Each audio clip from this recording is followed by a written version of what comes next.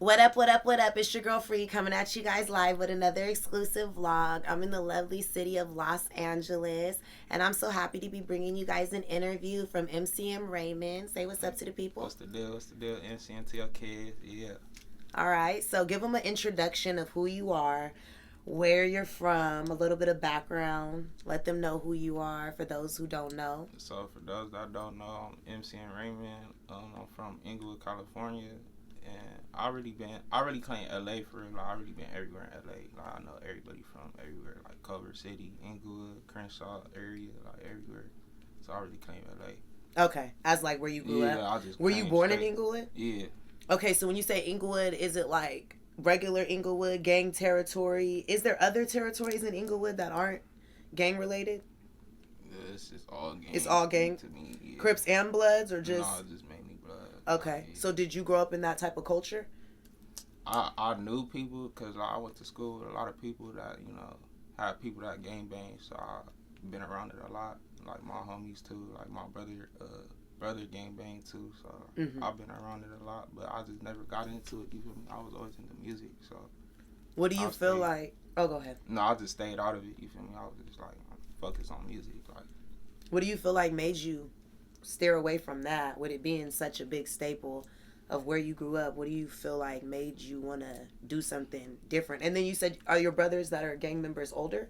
No, I said like my brother. He not like my real brother. I call him my brother, but Gotcha. his people is like, you feel me? It's like when you from LA, it's like you gonna be around that gang banging, regardless if you don't want to be. You gonna be around it. Like high school, middle school, you gonna come across people. You feel me?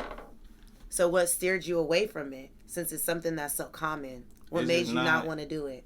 It's just nothing good from it. Like, you feel me? It's either you in jail or you dead. You feel me? So I just feel like I was just into music, like. And a lot of people that I knew that gang bang told me, like, keep doing music. Like, don't even get into this. Like, it's not for you. You feel me?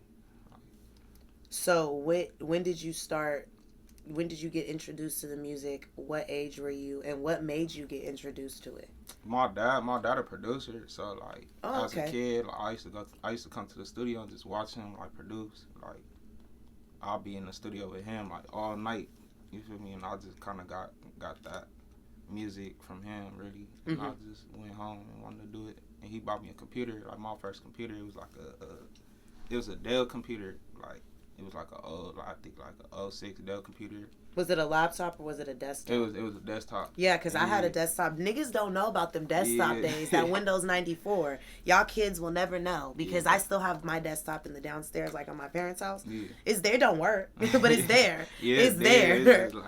It's just for decoration. Exactly. It's just there. It's like a staple in time with like NBA Live on computer, 98. NBA Live 98? Yes, on computer. Crazy. Yeah, like, so... Okay, so you got the computer. Well, did you tell him, like, I want to start making beats? Yeah, like, I was just always in the studio with him all the time. And I just was like, this shit look cool. Like, you feel me? Just making beats and shit. So I just told him, I was like, I want to start producing. And he just bought me my computer. And I got the program. I had a homie that made beats. Like, he used FL Studio. So I brought my computer to him and he installed it. And then I just started making beats. Like, and how old were you? I was 12 years old. Yeah. Wow. I was 12. Cause I was never rapping or nothing till like high school. So I heard about you making beats. Yeah, I was always making beats. Like, didn't you make the beat for the song that you had that was kind of viral, or was that your breakthrough song? Neighborhood. No, the other one that you made. In My City. Yes, In My City. Yeah, I want to call it Bang That. Yeah. Because that's all y'all say on it. Yeah, I got ready to that this morning. I was banging and twerking. Not everybody knew like it was called In My City. Like, people thought it was called Bang That. Yeah. Like, I'll search it up, like Bang That on YouTube, and it popped up the whole song.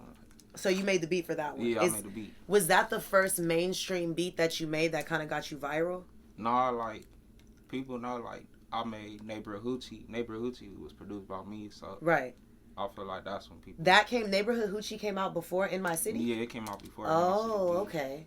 See, I think the In My City one I heard first. Yeah, In My City was just, like, it just got out there more, like... I like the Neighborhood Hoochie one, though, better. Yeah. Yeah, I like that one. I like that one. I like that one better. So how do you feel about people saying that the the In My City beat sounds like Jug Season's Vintage and Adventurous beat. Because, I mean, have you heard that? Do you know that that's something that people have been saying? Yeah, people have been comparing that. I don't see how people compare that. I feel like the beat way different than me. It's completely different? Yeah, like... So you didn't use any of the... Well, I mean, of course, you wouldn't know what he used when you composed the beat. You feel me? I got my own kits, you feel me? So, like, I just feel like it was an idea me and King came up with. Like, okay. He made the song in jail. So, like, he used to... He was on the phone with my old manager, and he called him talking about, like, bro, I got a song I made in jail. And he, my manager told me about it, and he rapped it. He sent a video to me and everything, and I just made the beat with him on the phone. What was the? It wasn't even on no tip. Like niggas wasn't trying to copy niggas. Like, right. When was the first? When was the first time you started to hear that? Probably like. When it very first dropped, or after? Nah, like 2 months in. Like people were saying, like, bro, this sound like Vintage and Adventures, and we looking like what? Like 2 different songs. You feel me? Like. And nobody was copying nobody. Like it was just. But I mean, I had to ask because it has been compared. No. Yeah. But I'm glad you cleared that up on here. So outside of that, you said Neighborhood Hoochie. I was gonna say Neighborhood Fugitive. Neighborhood Hoochie was your first viral song that you produced.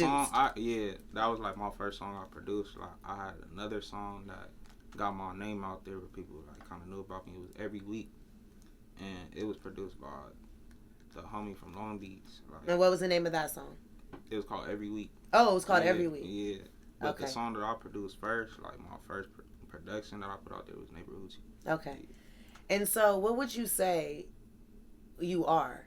A rapper, a producer? Do you still find the urge to want to make beats and do that for other people now that you've been making music? Yeah, I verged on to like making my own shit to like making like my team, the team I was in, I was making their beats, and then I verged on to like doing other people that I fuck with, you feel me, in the city. So have you given any beats to any well-known people out here in Los Angeles, or just period, that we might know? Have the beats branched out outside yourself and the team? Yeah, I did.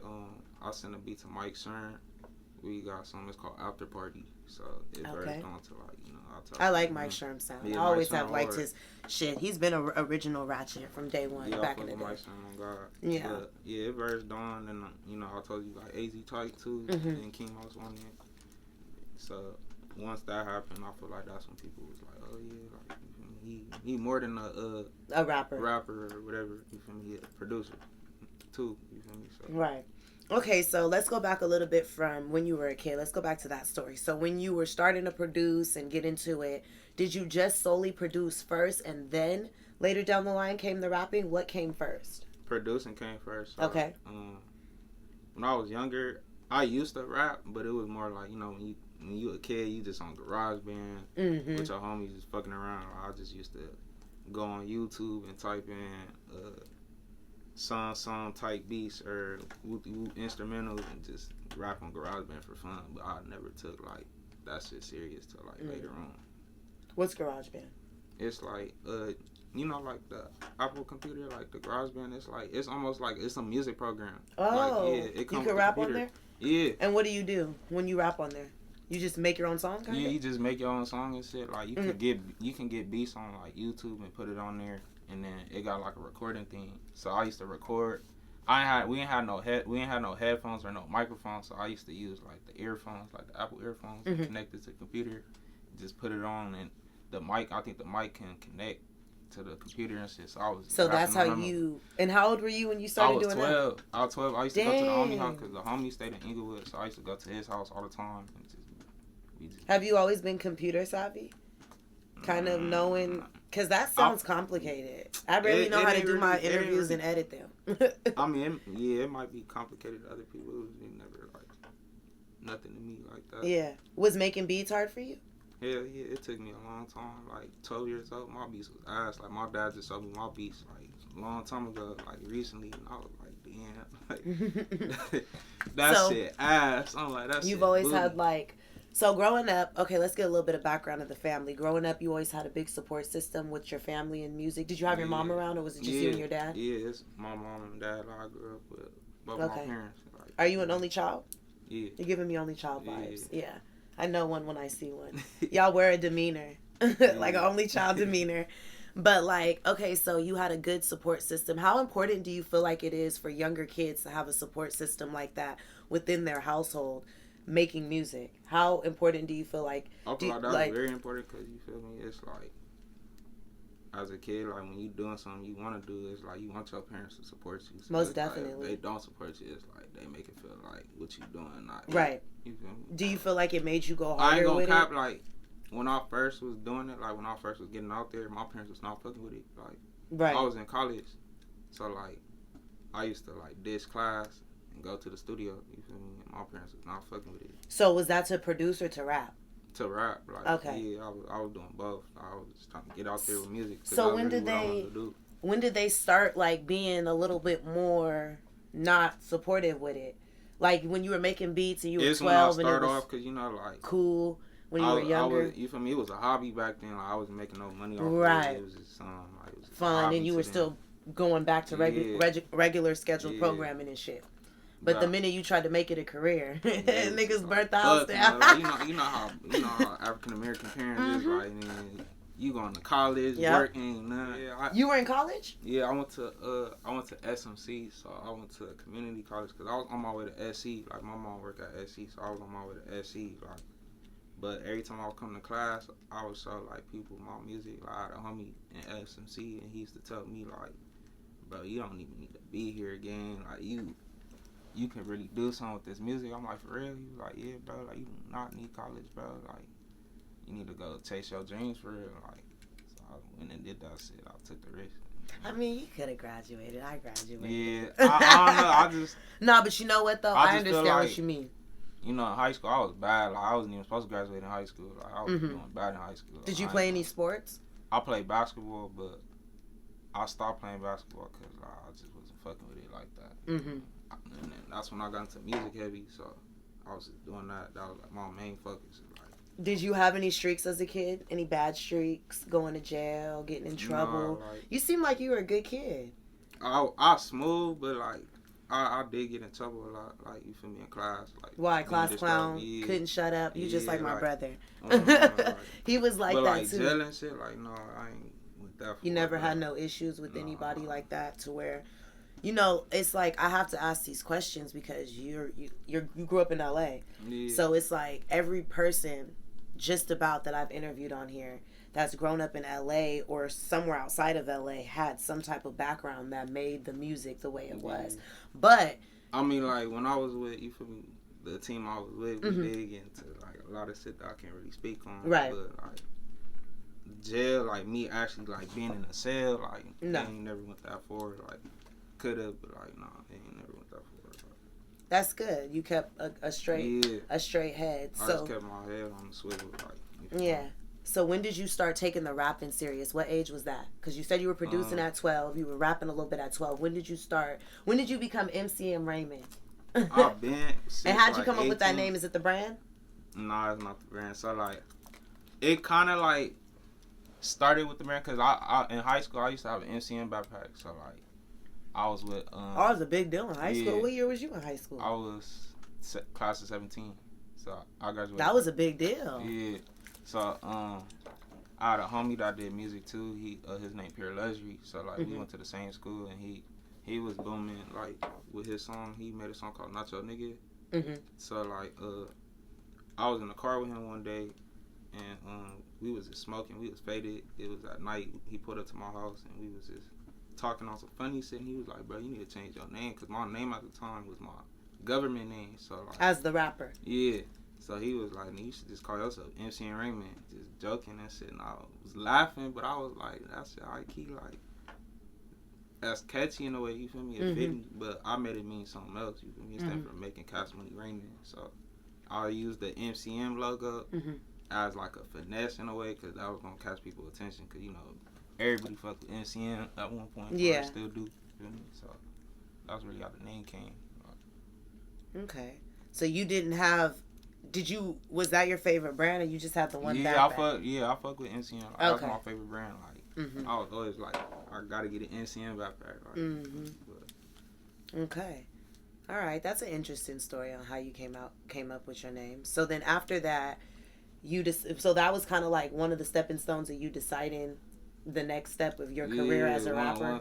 Are you step. still friends with that friend? Yeah, I'm still cool with him. Okay, you guys are still good? Yeah, we still. Are you like, did you have any moments when you were coming up in the beginning of the rapping where you had people around and then you lost them after the fact? What happened? But not even so much like in the industry. I'm talking about like friends that you grew up with. No, like it became like an everyday thing. Like at first I was just not fucking with it, but now I'm used to it.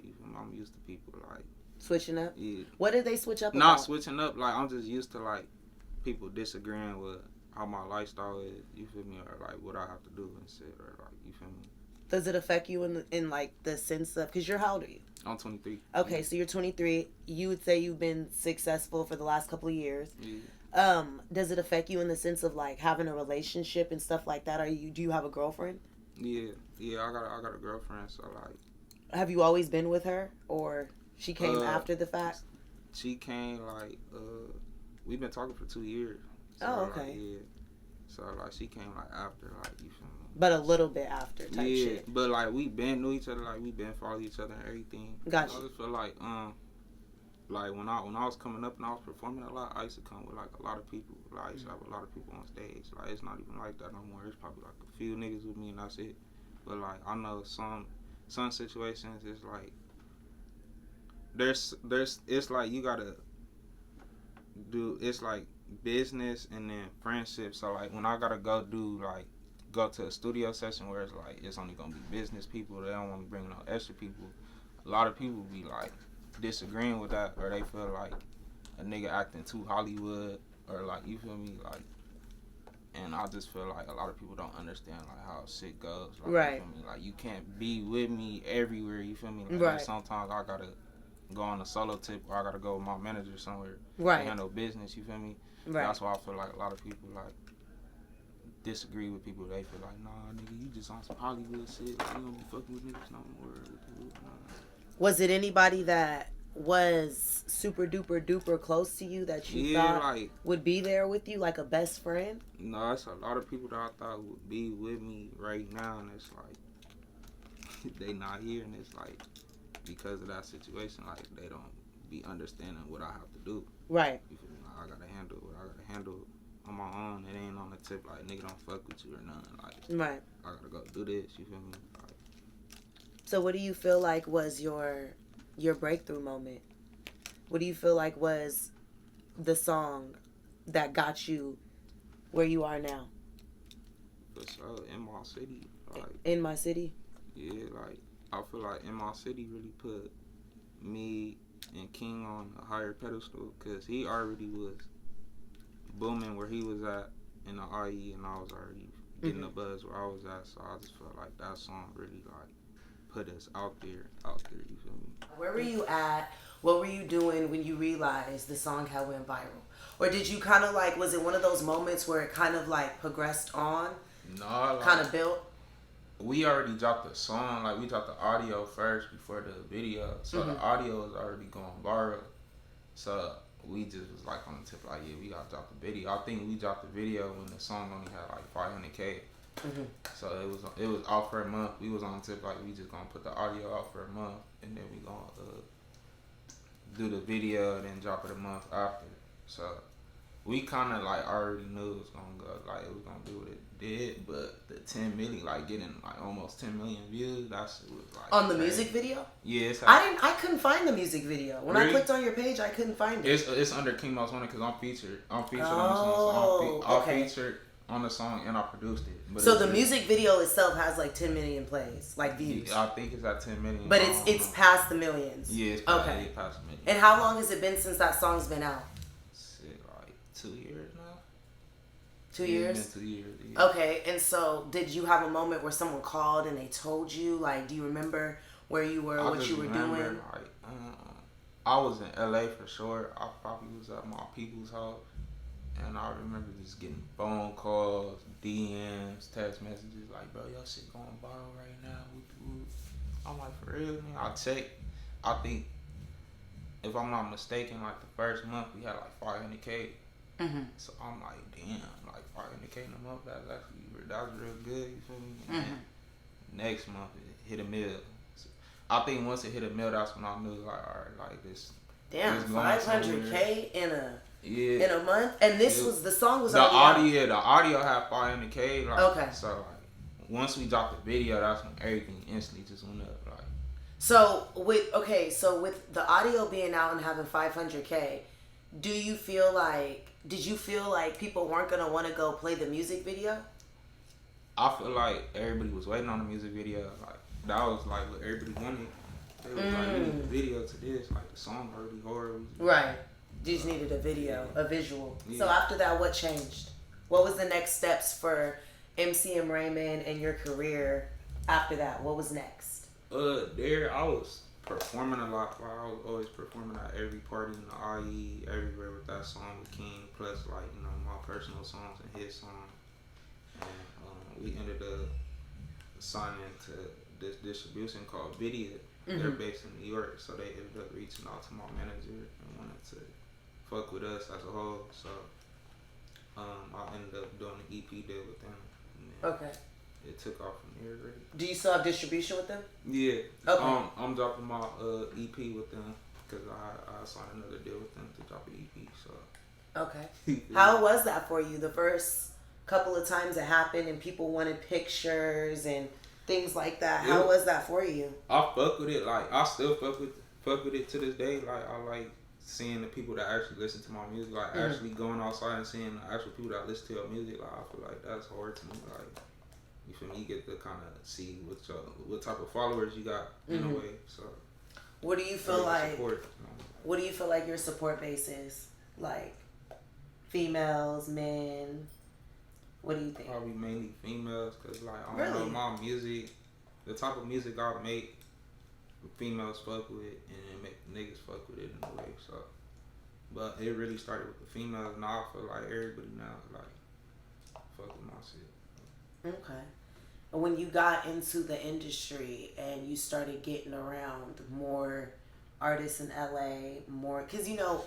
This past 5 years, actually I'd say it's probably like maybe like 6-7 years now, LA has had a new wave of music. You know, we've seen it with Shoreline Mafia, Draco the Ruler, etc. A lot of other people that have come out from LA. How do you feel that you fit into that? How do you feel that where do you feel like you get thrown into that, the category of the new wave? I feel like my music just stand out from everybody. Like it's different. You feel me? Like I feel like it's barely people out there that's from the city really doing like what I'm doing. I feel like I found like a lane. You feel me? Because I know like a lot of artists come out here and try to sound like the next nigga that's out. You feel me? So I just figured out my lane and just went from there. So do you have any songs out right now where besides the old music where you're rapping, or do you have any on the new project that you're supposed to be dropping in August? No, it's really just all the shit that I've been doing, but it's more like on up tempo beats, like ratchet beats. You feel so me? ratchet like, singing. Yes, you feel me? Like auto tune singing. And how do your parents how do they feel about your music and stuff now? They fuck with it. They support it and stuff? They been fuck with my music since I started. Like it was never on the tip like they didn't fuck with my music. It's just like they didn't support me. You feel me? Dropping out of school, doing it to go make music. But that was just typical parent shit. Like, are they older or younger? They older. Yeah, my parents are older too. Yeah. Yeah. So that's just how it is when you got older parents. They're just old. I feel like when you got younger parents, like they understand. Yeah, most definitely. The vlog to get a background of who you were and what inspired the sound. You have a different sound. It's unique. It's, you know, most of the time I see people play with the sing rap, but they don't just do it all the time. They just kind of dabble within, like, they'll have other moments where they'll rap too regular.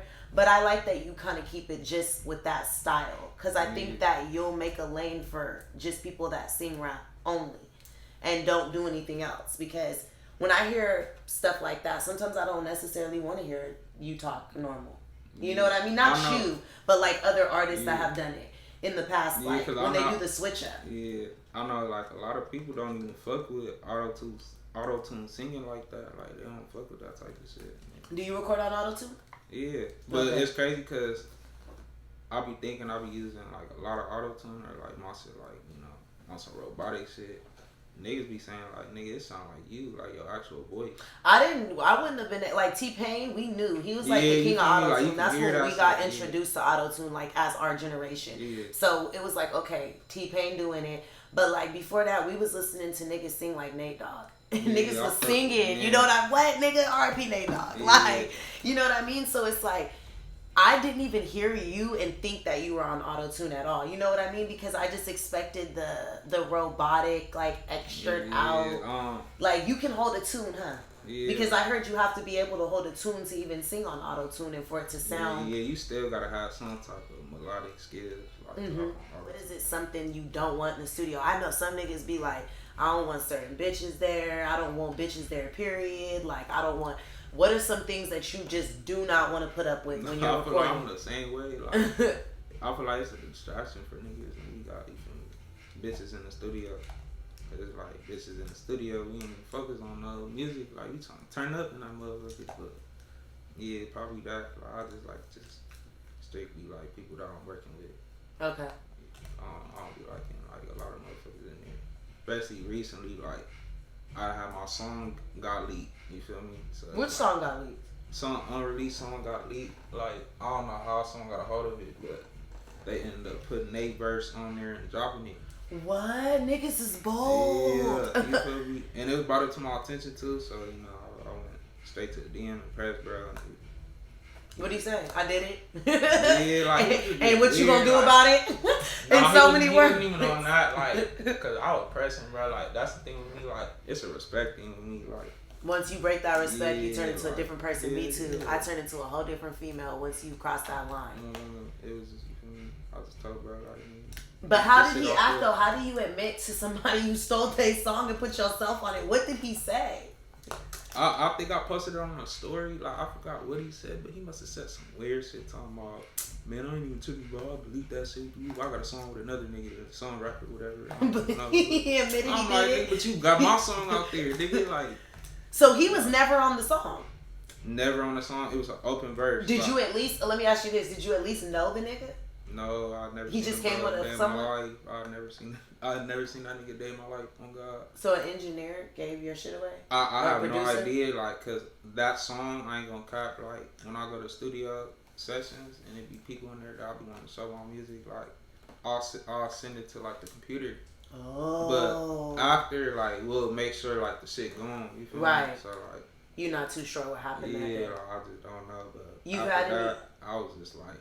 Yeah, when it comes to recording in studio sessions, I don't want nobody there unless, you feel me, it's the homies or the people I know. Right. You've had any other weird moments like that in the industry where anyone's done anything like that? No, it was just that one. That's why I was surprised. I'm like, nobody never did no shit like that. Niggas know I'll get down. Like, So how was it for you when you very first got into your newfound attention and you started breaking into the industry? We know that we always hear niggas is Hollywood, niggas is acting funny. You know, we got a lot of people, a lot of young artists in California with a lot of egos. Yeah. So how was it for you? Did you have any weird moments with any artist or any Hollywood moments where niggas tried to like son you, play you? You always get respected wherever you go? You never feel like nobody's been Hollywood? You ain't had no weird moments with no one? Issues with nobody. Like, everybody really be fucking with me for real. Like, you got any rap beef with anybody? Used to, but but it's not like in the music, so no songs or nothing were like. Oh yeah, we did. Yeah, we did. I mean, we did have like a diss track on this, like me and King, and some other. Oh, back when you were back then. Yeah, back then. You guys were beefing with someone back. Yeah. Is that person still rapping? Yeah, they still. Is he successful? You can't answer yes and no to that. I mean, shit. They think they successful. They successful. But does everyone else think it? My bad. You feel me? I just feel like I got different standards. You feel me when it comes to this. But they feel like they successful. You feel me? Like, that's the thing with me. I don't ever like hate on nobody. Like what they doing. I don't ever got no issue with niggas. You feel me? I be locked in with my own shit. Like, you feel me? Okay. And what would you say to like? You're 23. You've been rapping for a couple of years. What would you say to like young supporters out there that are trying to get out there and make it? What message would you have to the younger generation? I think it's important to when we have these platforms to speak to the younger generation because they are listening. Like a lot of people's followers and subscribers are younger. Mine are not. Mine are more in my age group. Yeah. But you know, when I got someone on here like Money Sign Sway, for instance, all his supporters are just about younger. The younger generation, I feel like you'll have a younger fan base as well because you're younger. They levitate to you guys. Everybody knows I'm old. So it's like, you know what I mean? Yeah. I got all the old niggas watching my shit. When I look at my age group on Instagram, it says like 25 to 35. I'm like, okay, I don't want y'all old asses watching my shit. That's my age though. What message would you have to like your younger generation, your supporters out there? I know they're watching and they're going to want to know how somebody that grew up in LA and, you know, grew up like them basically made it in the music industry and they didn't have to gangbang. A lot of people I interview on here are gang members. Right. And yes, you guys are successful and I love y'all. But, you know what I mean? They were able to have a crutch, I would say, in a sense, because the inspiration from their music comes from a lifestyle that they live. But when you're making feel good, get money music and, you know, you didn't necessarily always have it the way you have it now. Yeah, you gotta find inspiration for that shit. You know what I mean? Like, I feel like really like my music comes from just me, like my surroundings, what niggas been doing, past it. You feel me? Like that's what I feel like my music is. Like that's why it's so authentic. That's why everybody fuck with it. You feel me? So what message would you have to the younger generation that's trying to get out there and get their music out there the right organic way and not trying to gang bang or just, you know, start some shit? Just be yourself. Like people just gonna respect you for you. You feel me? You ain't gotta act too cool or act. You feel me? Just be yourself. You feel me? People like that. People don't like people that's trying to be like someone else. You feel me? So just stay true to yourself. You feel me? Be humble. Yeah. Really. Okay. Most definitely. All right. So as far as the music goes, you already kind of said what you already have out. Give them a little background of the tape that you're supposed to be dropping. Shout that out and let them know everything about that. I got an EP August 19th. It's called Many Can't Maintain. And the cover art for it is hard. Like I'm gonna show you the cover art, but basically like the cover behind. I mean, the cover, the picture behind the cover has to deal with you feel me? I feel like artists can relate to it because I have like a puppet and it's supposed to be me, and it's a string attached to it. So basically like the story behind the cover, I'm basically saying as artists we treat it like puppets. Because when you was talking about like labels and stuff like that, like labels really be having artists. So you feel like you're a puppet? Do you feel like you're a marionette doll? That's what that is, a marionette doll. Somewhat like as an artist, that's what we are. Like you feel me? Until you big enough to verge on to do your own, or make it on your own or do your own. You a puppet. You tied into someone. Right. You feel me? Right. Absolutely. You feel me? So that's what I feel like. And where's like the inspiration for the tape? Is it mostly it's all singing, right? Or you have any regular rap songs on there? I don't got regular rap. Like I got more like some shit you could chill, smoke ratchet to, and then I do got the ratchet shit that like my ratchet's hard. So Do you have any features on there? The features that I had on there already came out. So AZ Tight Roster was on there, and then I had dropped the with Rainbow.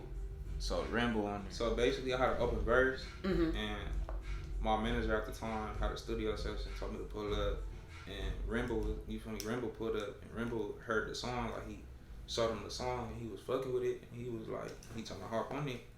So on my way to the studio, my manager told me he trying to hop on that song. So I was like, yeah, he hop on it. Did you listen to Rainbow prior to that? Did you know who he was? Yeah, me and Rainbow, like we go way back. Like I knew Rainbow. You went to school and stuff with him? No, I didn't go to school with him. Like back probably 2015, 2016. We knew the same people. Like you feel me? We used to go to parties all the time, like Bellflower, like any type of parties. Like I see him all the time. He cool. Like we always top it up and stuff. Like so I really knew him before. Like music really. You feel me? Even music too. Like he used to send me his music in the DM. Like we used to send each other our songs and shit. Repost. You feel me? So yeah. Okay. And how much of growing up in LA do you feel like inspires the sound? how much do you feel like growing up in LA, give them a background of like how it is, the culture out here for you, because for everybody it's different. Like for people that grew up in gang culture and make gang music, then that's the background. But for you, how was it for you? I feel like I got the mixture of both. Like a lot of my homies gang bang, you feel me? So it's like I really got the best of both worlds. You know what I'm saying? LA, like I didn't got, you feel me, the ugly shit in LA, you feel me, smooth part, you feel me. So you feel like you make, would it be safe to say you feel like you make the feel good part of LA, the shit that makes you feel like good, the shit that's glorified, getting money, what you got in your mouth, diamonds, you couldn't wait to lick, you couldn't wait, look, open your mouth, nigga. Yeah, shout out Brian. Wait to open it. Shout out Brian, that's my dealer, on God. Okay, so like you feel like, when you set out, did you feel like LA needed that, or you just were being yourself? Or did you set out to say, I'm going to make a feel-good type of, I think it's so inspirational that you're not a gang member. Mm-hmm. Yet everyone fucks with you. You're respected out here. You're from here. You're born and raised in LA, and because someone told me you were from the IE at a point. People think that because, like I said, I was fucking with them in the IE. Okay, but you're from LA. You never lived in the IE? School, I went to Hamilton High School. Like, you could ask anybody, like, LA, like, everybody, like, I'm from the city, like. Yeah, so, it's just, I just feel like I took that step that a lot of LA artists wasn't doing at the time. Right. And fucking with niggas in the RU, you feel me? Like, they reached out to me, and you feel me? I was just like, I'm gonna fuck with y'all. Okay. So what do you have, what's in the future for you? What you got coming up in the future? Besides the tape dropping August 19th, you guys make sure you tap in. I'm gonna post it on my page, though, before and after. So they'll be able to see it on my shit too. But besides the tape dropping next month, what else do you have in the future coming up? I got singles coming up because I got hella songs, so I'm probably gonna be working on music videos. You got a lot of features with anybody we know? Any spoilers you could give us? Nah, yeah, I can't spoil that shit yet. You can't spoil it. I mean, you can give us one spoiler. We got some shit in the work, like. I heard through the grapevine you got some J Nari beats. Yeah, I heard you got some sorry J Nari beats. Yeah, shout out J Nari from my bestie. I got a lot of shit from bro. Like like people gonna see us working a lot. So. And I think that's like iconic for the city, considering the fact that he's a legend in LA producing. No, facts, and you're an upcoming legend. You guys, if you make the right decisions and you do the right shit, you can hit legend status. Yeah, everybody can when they do what they supposed to do. You know what I mean? It's not hard. So it's like, I think that's dope. Like the older generation and the new generation coming. Where do you see yourself in the future? Where do you want to take the music? Where do you want to go in the future? Give the vlog a little background of where do you want to go with it? Global, like I'm trying to go global. Hopefully get a Grammy. You feel me? Really. You feel like you're comfortable being a rapper right now, or you still would have to like go out and work a 9 to 5? Nah, I don't have to do that shit no more. Cause I used to work a job while I was doing it, so it's like I don't gotta do that no more. Where do you think like the main source of income for young artists comes in when they're independent? I feel like it's the streams, right? Streams, royalties, like BMI. What's and that? Like ASCAP. It's like a service where that's like royalties. That's how like a lot of artists get their money off of their music. Like, anything they do, like producing, being an artist, songwriter, like you feel me? That's important because there's a lot of artists that don't have that, and it's like they not seeing no money. What else do you have coming up besides that project? Do you know anything else that you can talk about that you got coming up for the future? Just singles coming up. That's all I can do. Are you dropping any before the project? I already did, like Jimmy Choo's on there. Okay. How does the LA politics of everything that's going on, and I mean like not just the Crips and the Blood street shit that we know, regular gang shit. You know what LA politics I'm talking about. The fact that certain people can't make money or music with certain people, and you can't talk to this person or go to that person, or I'm not sitting by you. Or the fact that you might have a song with somebody that don't fuck with this person, that don't fuck with this person, now they don't want to fuck with you. Yeah. How does that affect you, and how does that come into play for you in your career? And how do you move about that? With me, it's like, it's a line you ain't supposed to cross, so I feel like I know not to cross that line. But with me, it's like everybody knows music at the end of the day with me, so I feel like I got that respect where I can work with everybody. Right. So you haven't picked a side. It's a lot of artists out here that's booming too. Like work with everybody and nobody got a problem with it. You feel me? Because it's like everybody know what that person about. Right. Nah. And you just if you gang bang, you feel me? It's like there's boundaries. You feel me? Ain't no boundaries with me. So you haven't picked a side in the LA rap beef right now that's going on. That ain't my politics. Everybody. Yeah, that's not my politics. Okay. That's gang banging politics. Right, but the people that it's affecting, it wasn't their politics either. Gang culture, gang culture. There's a difference. Has stirred into there's a the difference music. Between working with someone on some music shit. You feel me? Y'all just doing music. I feel like it gets bad when now niggas are seeing you hanging out with a nigga though every day, posting a picture with them and they pictures and shit while they throwing up their hoods with the whoop. Now that's where people be like, you feel me? What? Okay, now let me ask you this: what about the non-affiliates that also affiliate with gang members and they're taking up that beef, but they're non-affiliates? How does that work for you? Would you still make songs with them? Would you still put yourself in that? I feel like you're 100% you should know how to move. Like, ain't no excuses. Like, I feel like niggas should know how to move. You know, non-affiliated. You feel me? So none of it affects you? No. Like, everybody respect me. Everybody know it's strictly music. You feel me? It's business at the end of it. But I think so much more what I'm saying is not even so much the gangbanging politics. There's politics that were affected due to gangbanging, but they involved non-affiliates. And I don't want to get on here and be messy and say names. So that's what I'm mostly asking. Does that affect you? With you being a non-affiliate and you just want to be strictly about music, has it affected you? Oh, by other people? How, like, other people? You, or just me personally? Just you personally. Has it affected you based off of who you've worked with, who you're not going to work with, who you want to work with, who you be with? Has any of that affected you musically? Nah, because like as far as the next step? Nah, like I said, everybody respect me. Like, everybody know what I'm on. So it's like, I just got that respect. You feel me? Now, other people, I don't know about other people's situations. I don't know about my situation. Right. You've made that very well known and clear.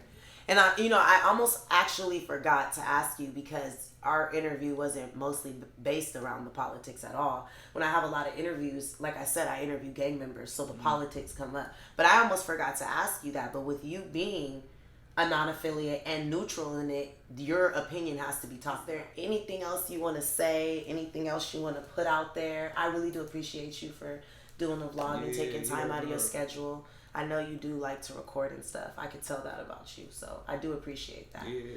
But is there anything else, backgrounds, shout outs, anything you want to just put out there? That was really it. Who I started out with. If I miss anybody, you already know. Tell them your Instagram. Do you have Twitter? Yeah, I got Twitter. It's all MCM Raymond. Okay. You feel me? Everything. Okay. And then they can stream you everywhere? Yeah, they can stream me everywhere. Spotify, Apple Music, SoundCloud, everything. All the links are going to go in the bio. I just still have people shouting out on the video, but I put them in the bio. You got a last shout out you want to give to your supporters, your people out there listening and watching? Man, shout out my nigga Zell on God Glee Team. You already know.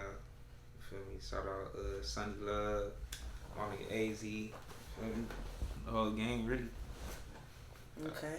All right. And I thank you guys so much for subscribing to the channel. Make sure you guys click the link in the bio, follow, all of that.